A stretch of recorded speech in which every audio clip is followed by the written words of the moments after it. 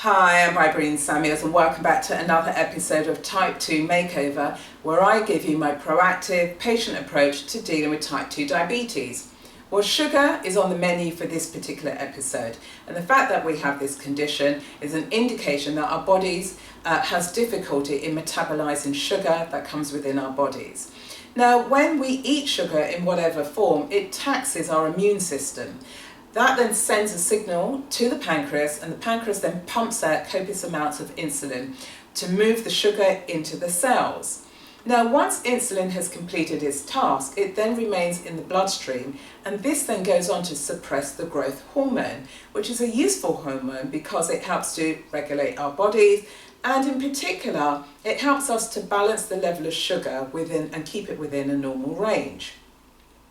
Now, when there's excess sugar, it gets stored in the liver as glycogen. And the liver can only contain a certain amount of glycogen. And when it reaches this limit, glycogen then gets poured back out into the bloodstream in the form of fatty acids, and this then gets stored as fat within the body. Now, sugar has a negative effect on certain hormones within our body. For example, there's chromium, and chromium is a useful hormone in terms of helping us to balance out blood sugars. Then there's zinc, and zinc helps to store insulin within the body. And then there's magnesium, and magnesium is useful in terms of helping to sensitize insulin within the body.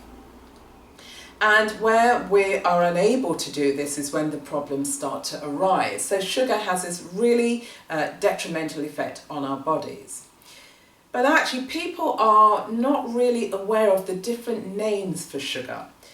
Now, if you think about it, in the US, there is about 600,000 different food products, and 80% of those products have hidden sugars, and yet people are unaware of the names of sugar beyond the word sugar. And this became really apparent to me when I was teaching some local residents, teaching them how to prepare and to cook vegan food. And as part of the program, I took them to the local supermarket where they would identify the food they would ordinarily buy. And what I was teaching them was how to read the food labels. And none of them were able to identify the ingredient sugar if the word sugar wasn't used. And so what I did was I took them through, the different ingredients, and it was like an aha moment. The light bulb went on. So I wanted to share some of those names with you because there are about 60 different names that are associated with sugar. So if we take fructose, fructose is the natural sugar that's found in fruit. Lactose is a sugar that's found in milk.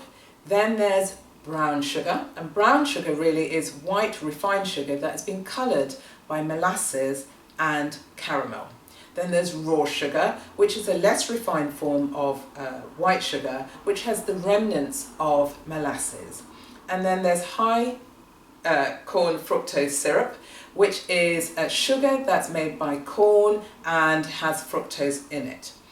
So there are these different types of sugars. There's another one called maltose, and maltose is a sugar that comes from starches, particularly grains. Now, if you're unaware of these things, you'll be looking at your food items and the ingredients, and you think, well, it hasn't got any sugar in it, and so you buy the item and you're unaware of the impact it could be having. Now, there's a really fervent anti-sugar campaigner, and his name is Dr. Robert Lustig. He's a professor of endocrinology. He's also a pediatrician who's based at the University of California in San Francisco. And as I said, he's been campaigning around the impact that sugar has on our bodies, and in particular looking at the roles that the government and the food industries play and how they collaborate in terms of having a detrimental effect on our health. Now, there are three particular myths that he's interested in rebutting. The first one is that people who are obese are the sole reason of pushing up the healthcare budget. And he said, well, actually, it's not so much they are solely responsible, it's more about the associated diseases that can come as a result of being overweight. They are, for example, type 2 diabetes, cancer, and dementia.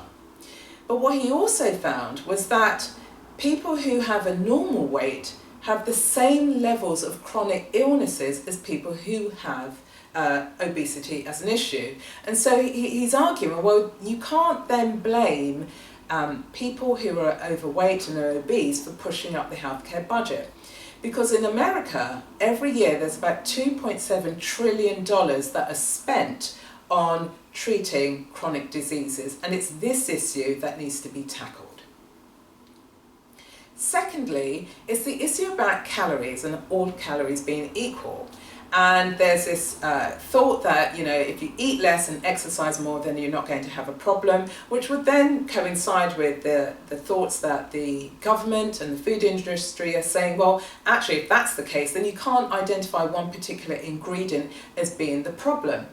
It's not so much that, it's more to do with how each of us metabolizes the food that we eat, the calories that we bring into our bodies, and how we handle the sugar that comes in.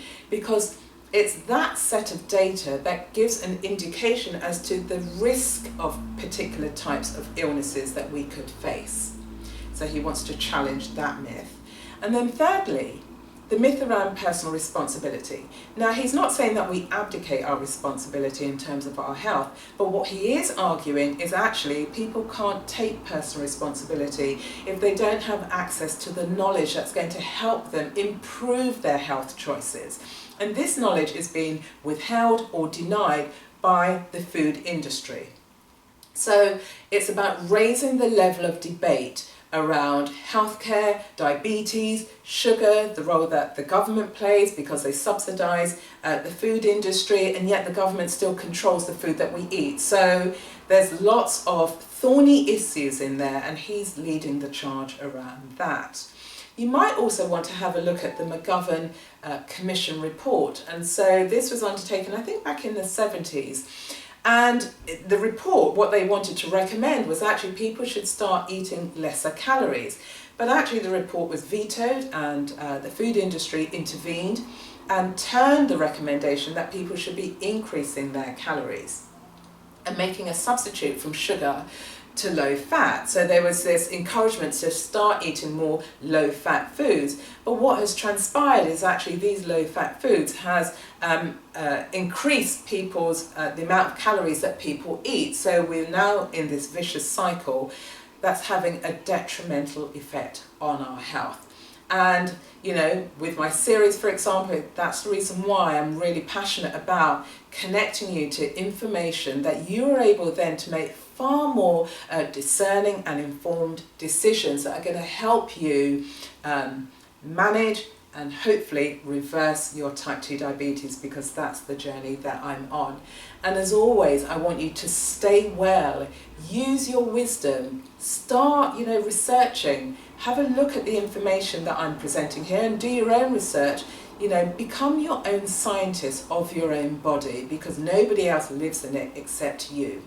Obviously, work alongside your doctor, because doctors bring their specialist knowledge, but you bring your own sense of your specialist knowledge because you're the one who's living in your body.